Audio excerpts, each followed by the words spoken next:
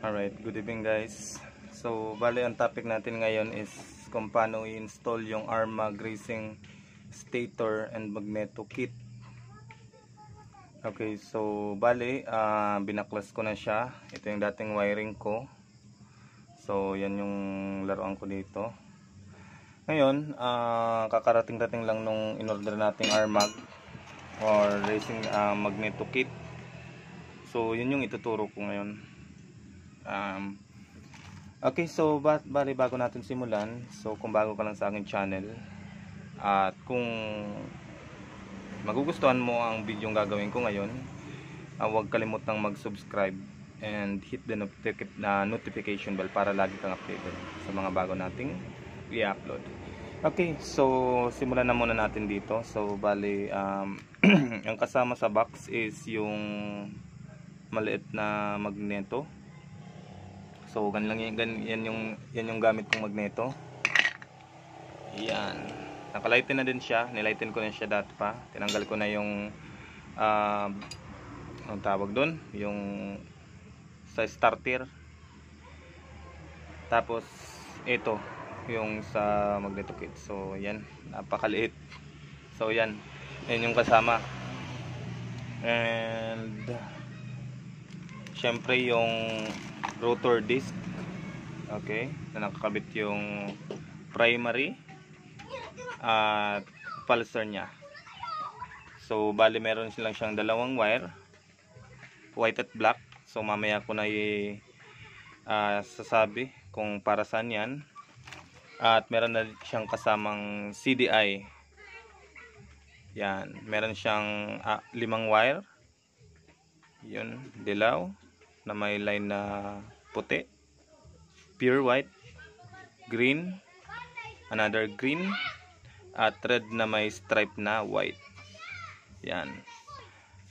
Tapos meron na din siyang kasamang manual kung bibili kayo. Nabili ko lang siya online.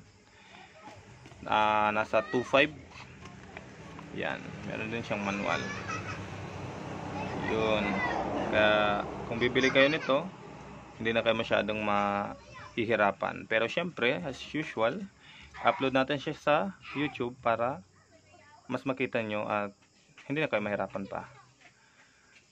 Simulan na natin.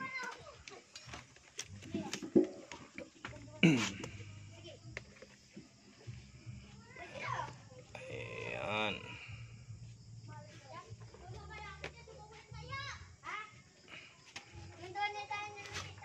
Alright, so ito ang una nating i-install. Okay, medyo madilim pero kita naman. Install natin siya.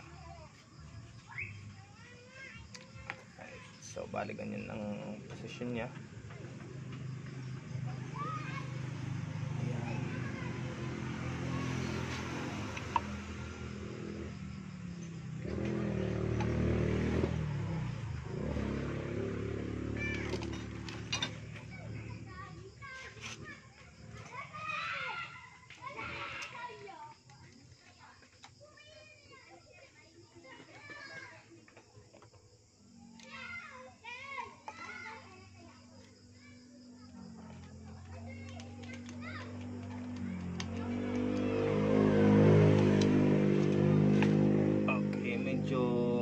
Pa yung o-ring nakasama niya.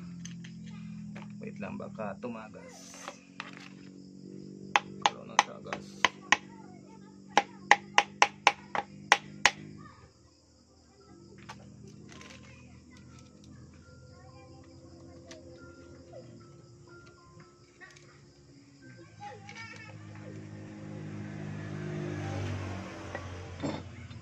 Huwag natin bahagya.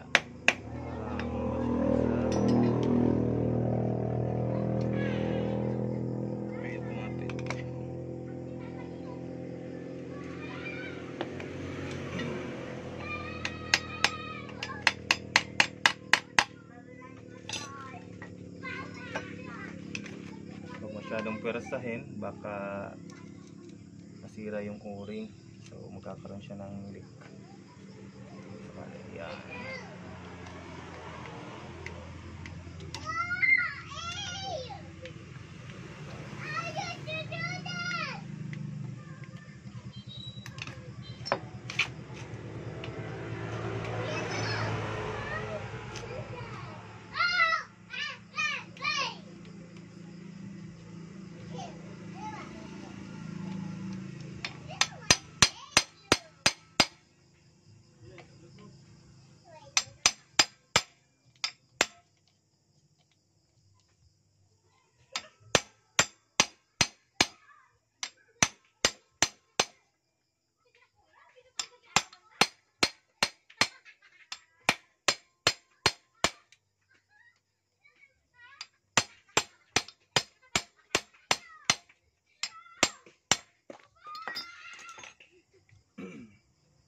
Yun o. So nilagay na natin. Sunod, ito na ang lalagay natin. Yun o.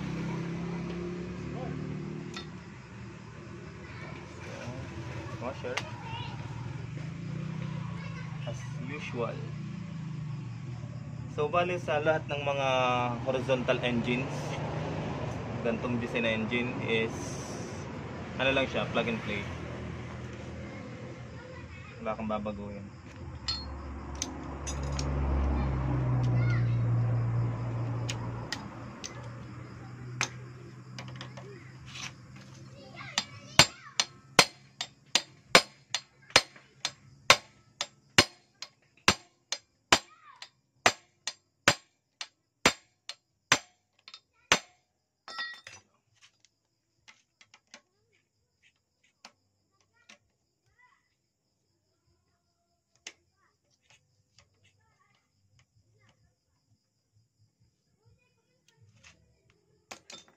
Yun, so okay na tayo dito.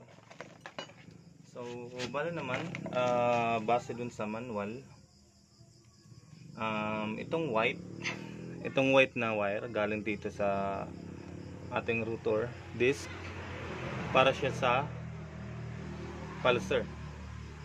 At ito naman yung galing sa primary dito. Okay, so dito naman sa ating CDI nakasama, ang wire na puti is para dun sa puti, which is yung pulser nitong CDI. Meron siyang dalawang green. So basically parehas sila ground. Pero itong isa, ibabody ground mo. Tapos itong isa naman is sa ground ng ignition coil. Okay, so ang wiring nito, itong white is para dito sa white. Yan, nilagay natin white sa white. Okay, tapos itong black is dito sa supply ng kuryente galing sa primary. Okay, lagyan na natin, medyo higpit, medyo mahigpit.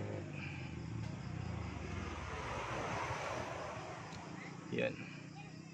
Tapos ito naman isa is para dito sa, tanggalin na natin sa ignition coil. Alright, tanggalin na natin to, lagay na to.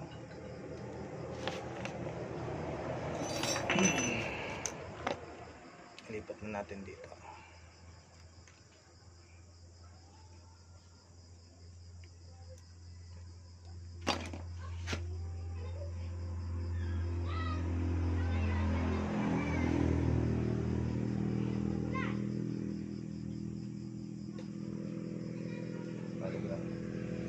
Bali, ang gagamitin ko na lang na body ground dito is ito.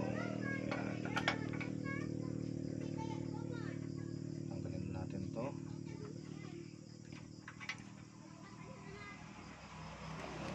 Tingnan natin kung ano ang mas maganda. Alright. So lagyan natin ng tape.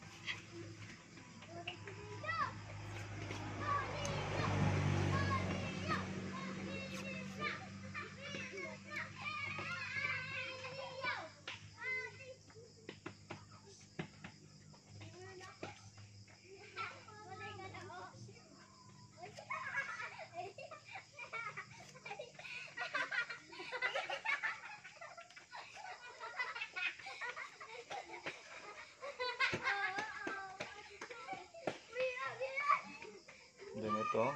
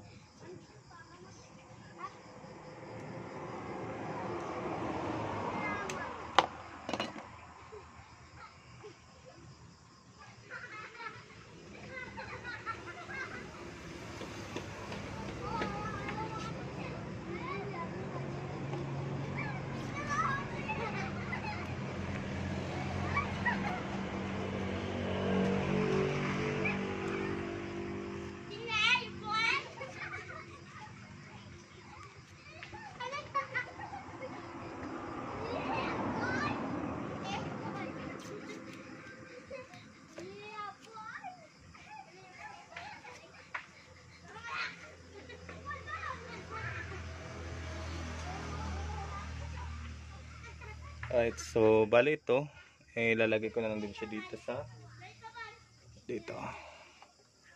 Yan. Luluwagan ko na lang tong tornilyo at isasama ko to.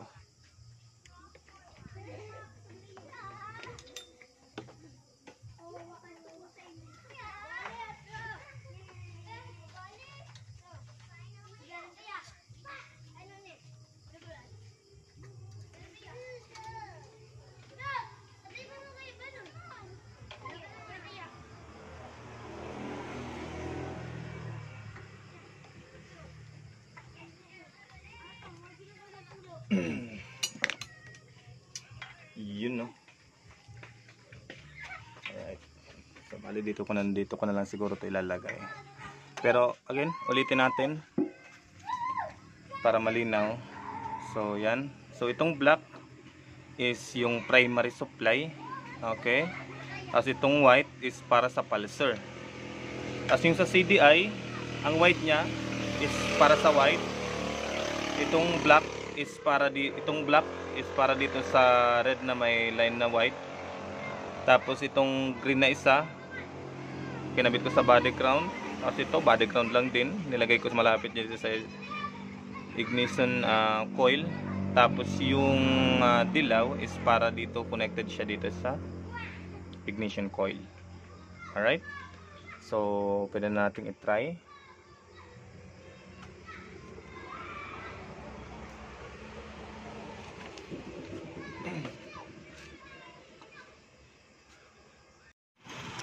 So ayan na guys, na medyo inayos ko lang siya ng kaunti yung wirings niya. Ayan yung ginawa natin kanina. So nilabas ko lang siya sa bahay kasi masyado nang maingay, tulog na yung mga anak ko. So try lang natin. Okay, so papawakan ko lang yung cellphone. Okay. Okay.